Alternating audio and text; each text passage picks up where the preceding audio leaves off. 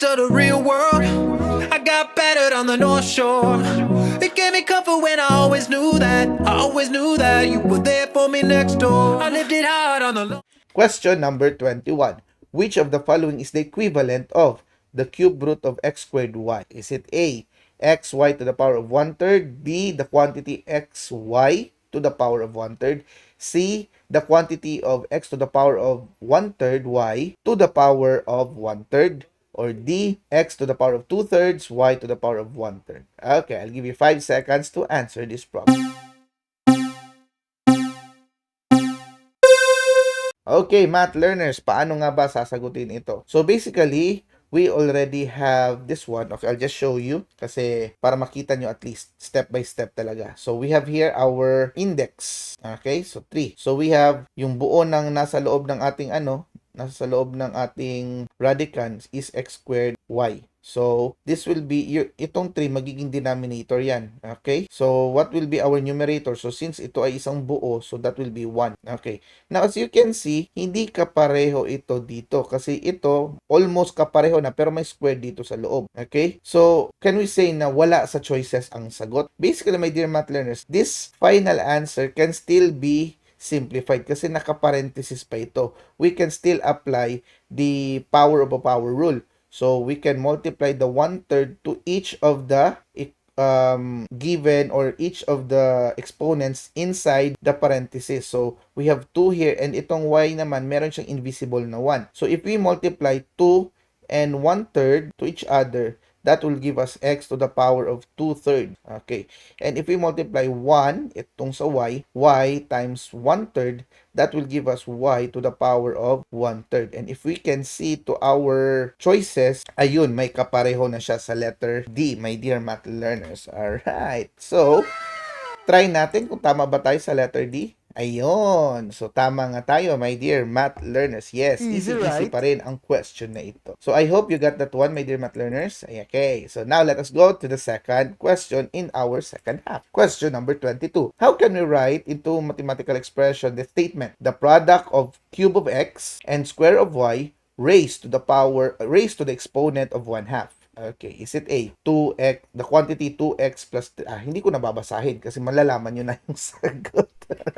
Is it A, this one, B, this one, C, this one, or D, this one? Okay, I'll give you 5 seconds to answer.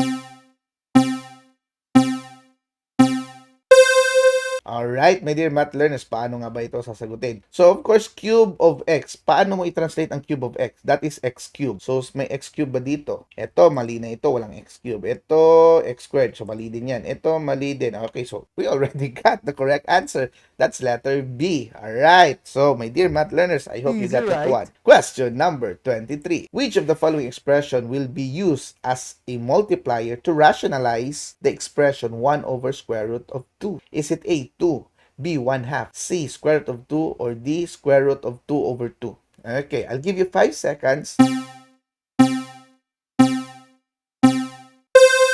Okay, my dear math learners, sa question na ito ay medyo nagiging misconception ng mga students kasi when we say rationalize, ang iniisip ng iba sa ating mga estudyante is ano yung number na imo-multiply dito sa denominator side para mawala yung square root, which is the process of rationalization. However, my dear math learners, dito sa tanong na ito, ang tinatanong is the multiplier. So, ibig sabihin, ano yung imo-multiply mo sa buong 1 over square root of 2? Hindi lang yung doon sa denominator side. So, most of the students, ito, mali na talaga ito. Okay? Kasi, if you multiply 2 to the denominator, basically, hindi ma-eliminate ang square root symbol kasi magiging 2 square root of 2 yun. Ito namang 1/2, ganun pa rin. 1 over 2 square root of 2 pa rin. So, saan dito sa dalawa? Most of the students, ito yung pinipili nila. Kasi if you multiply this one dito sa denominator, magiging square root of 4 and the square root of 4 is positive 2. May eliminate nga yung square root symbol sa denominator side. That is, if you multiply it to the denominator side.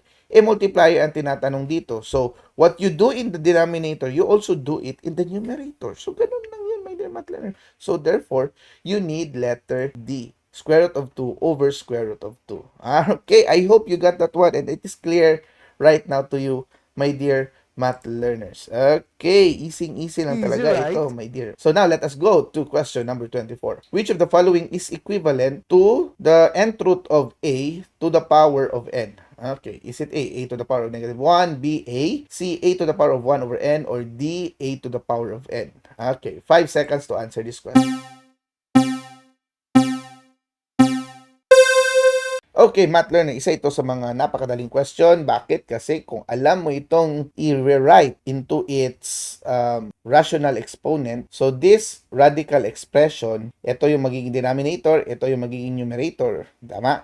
Okay? So, magiging a to the power of n over n yan. So, if we try to change this one, magiging a to the power of n over n yan. And of course, according to the rule, anything that is the same from the numerator and denominator, you can cancel them. But when you cancel them, of course, it doesn't mean na magiging zero yun. Because any number divided by its identical, the answer for that one will be a to the power of 1 or a. Alright, easy lang talaga, right? my dear math learners. So our answer for this question is letter B. Ayun. I hope you got that one, my dear math learners. Now, let us go to question number 25. Simplify the cube root of 729 to the power of negative 2. Is it A, 9, B, 1 over 9, C, 81, or D, 1 over 81? Okay, 5 seconds to answer this question.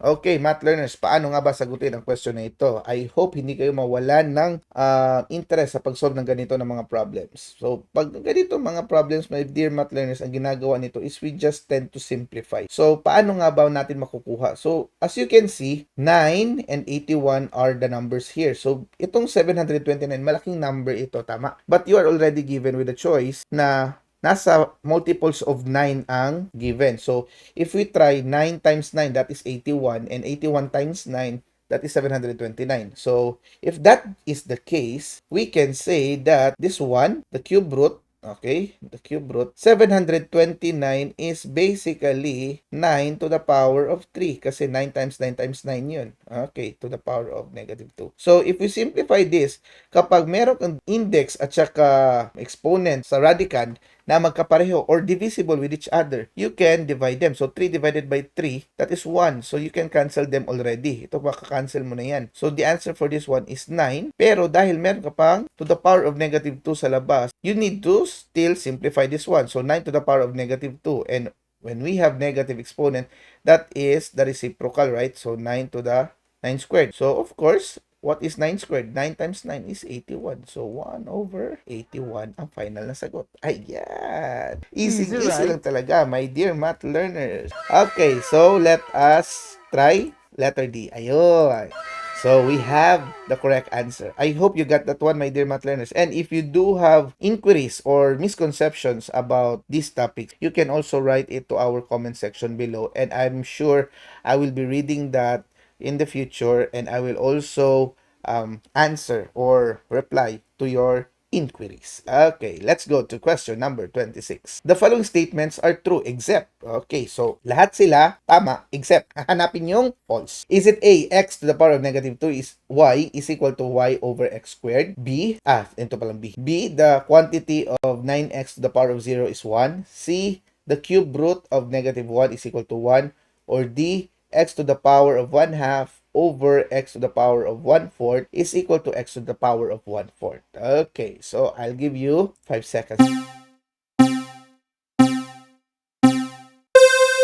Okay, my dear math learners, paano nga ba sasagutin ito? Let's check. So, as we can see here, letter A, meron tayong negative exponent, pero para kay x lang. So, therefore, si y hindi kasali. So, ito lang ang magkakaroon ng reciprocal. So, 1 over x squared yan. Multiplied by y. Okay, so ito is correct. So, true ito. But, hinahanap natin yung false. So, mali si letter A. Si letter B naman, okay, the quantity to the power of 0. Remember the 0 exponent rule. So, therefore, this is correct, but this is not the answer for our question. Din yan. Okay, saan na lang dito? So, we have here 1. So, of course, alam naman natin na you only get a result of 1 if and only if you have an exponent of 0. So, wala na tayong nakikitang exponent of 0 dito. So, therefore, this given equation is wrong. So, that is the correct answer for our question. So letter C is the right answer. Ayan. So letter D, using the quotient rule, tama din ito. Okay, so I hope, my dear math learners, you got that one. Question number 27. What is the simplest form of the fourth root of 32x to the power of 10? Is it A, 3 cube root of 2, B, 3x cube root, square root of 3, C, 2x squared, the fourth root of 2x squared, okay? Or D, 4 cube root of 4. Okay, I'll give you 5 seconds to answer this problem. Okay, my dear math learners, I will give you a simple quick tip on how to check the invalid answers for this one. So you have here the given expression. This is an index of 4, right? So we have choices here, index of 4, index of 2, index of 3. Okay, so is there a possibility that when you divide something or you canceled out something from 4, it will become 3? Okay, wala. Kasi because if you divide something with 4, it will become an even number. If you canceled it out with a bigger number, still, even number pa rin ang lalabas. So therefore, letter A and letter D is already wrong. Okay, I hope you got that one. Now, paano natin isi-simplify ito? Okay, so let's try. So, for first and foremost, pwede mo itong i-translate, my dear math learner, into a expression. So, yung 32, ano ba ang base ng 32? So, 32 is basically has a base of 2 because it is a power of 2. So, 2 times 2, 4 times 2, 8 times 2, 16 times 2, 32. So that is 2 to the power of 5. So we can write here the fourth root of 2 to the power of 5. Okay, extend lang natin to. Then x to the power of 10. Okay. So when you divide this one, so 5 divided by 4, that is 1, right? So it means that a value of 2 to the power of 1, that is the answer. But there is a remainder of 1. So may matitira pa ring value of the fourth root of 2 to the power of 1. Kasi 5 divided by 4, that is 1, remainder 1. So ito na yun, 1, nasa labas na. So yung base niya, 2 pa rin. Okay, I hope you got that one. And then we have here 10 divided by 4, that is 2, but remainder 2. So that base will be still x. So the answer 2 will be here outside the radical expression. And then yung 2 na remainder, matitira sa loob. Okay. So therefore, if you simplify this one, this will become 2x squared. Hindi na natin kailangan isulat pa ang to the power of 1. Fourth root of 2x squared. Meron ba yan sa choices? Ayun, meron nga. Ayan. So therefore, the correct answer for this problem is letter C. Ayan. Alright. So I hope, my dear math learners, hindi kayo nahirapan sa question na ito. If you do so, I still have videos in our channel. Puntahan nyo lang ang laws of exponent and also the radical expression. Marami doon. Meron ding law of radicals doon. Okay, so I'm sure kayang-kaya nyong matutunan yon at napakadali lang ng pagkaka-explain ko doon. Okay, question number 28. Given the radical expression, the square root of 18 over 81, what is the simplified form? Is it A, square root of 10 over 9, B, square root of 2 over 3, C, square root of 30 over 15, or D, square root of 15 over 9. Okay, I'll give you 5 seconds to answer this problem. Okay, math learners. So, paano nga ba sasagutin ito? Wala, ang dali lang. Isi-simplify lang natin ito siya. Okay, so paano?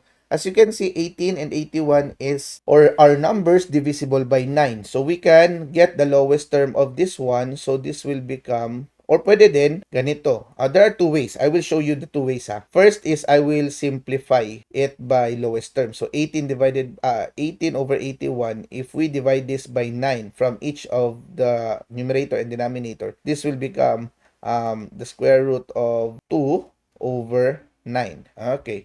And then, we have, syempre, nasa loob pa ito ng square root. So, may square root ba si 2? Wala. May square root ba si 9? Meron. So, therefore, si square root of 2 matitira sa square root symbol. Pero si 9, the square root of 9 is 3. Okay, so meron ng sagot. Ito na yun. Okay, so letter B. Another way is by breaking it down. So, itong square root of 18 over 81, pwede mo siyang i-hiwalay. So, magiging ganyan, square root of 81. Of course, the square root of 81 is 9. However, yung 18, pwede mo pang i-break down into square root of 9 and square root of 2. And then, the square root of 9 will become 3 square root of 2 over 9. And then you simplify 3 over 9, and that is 1/3. So therefore, square root of 2 na lang matira sa numerator, 3 sa baba, and they are just the same. Okay. So I hope, my dear math learners, that is very clear to you. So there are a lot of ways to kill a chicken, okay, or to cook a chicken. Okay. So basically, you can choose anything as long as you follow the same law of radicals. Alright, so the correct answer for this problem is letter B. Okay, so let's try. Ayun nga, my dear math learners, napakadali lang. Okay, question number 29. Given the expression 2 to the power of 12 over 5 x squared to the power of 5 cubed, 5 thirds rather, which of the following is its simplest form? Okay, is it A, x to the fourth cube root of 4x, B, x squared cube root of 12x, C, 16x cube root of x, or D, 2x cube root of 26x. Okay, so I'll give you 5 seconds to finalize your answer for this one. Okay, math learners, paano nga ba sasagutin dito? Ganun pa rin, you can apply the power rule. Okay, so power to power rule tayo. You can multiply the outside exponent to the inside exponents. Okay, so this will become, okay, I'll just write it down na lang para hindi kayo mahirapan. Okay, so if you multiply this one to this one, this will become 2 to the power of 12 times 5, or pwede din ito, 12 over 5 and then 5 thirds, right? So if you multiply this one, that will give you, that will cancel this one, 5 and 5, okay? So 12 over 3 na lang.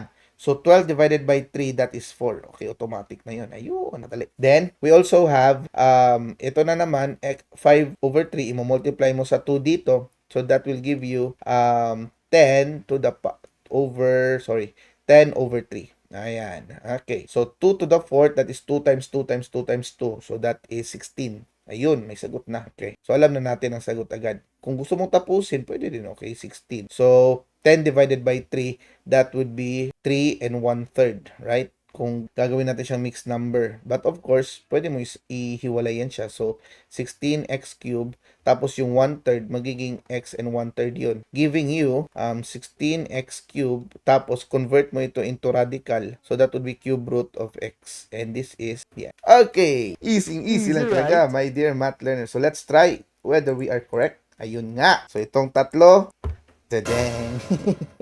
Alright, so I hope you got that one, my dear math learners. Now, let us go to question number 30. Which of the following expression is not correct? Okay, is it A to the power of 1/2 is equal to square root of A? B, the quantity AB to the power of 1/5 is equal to the 5th root of AB. C, the quantity x cubed y to the power of 5 to the power of 1/2 is equal to the square root of x cubed y to the power of 5. Or D, 8 to the power of 3/2 is equal to cube root of 8 squared. Okay, I'll give you 5 seconds to answer this question.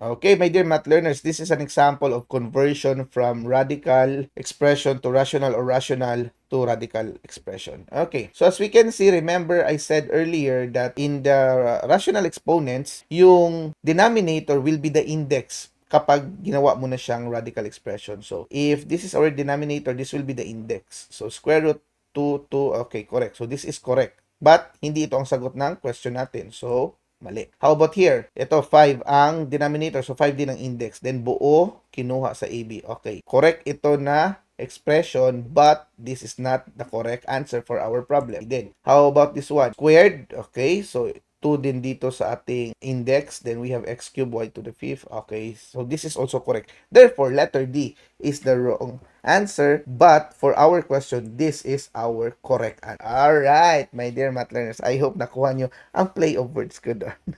Okay.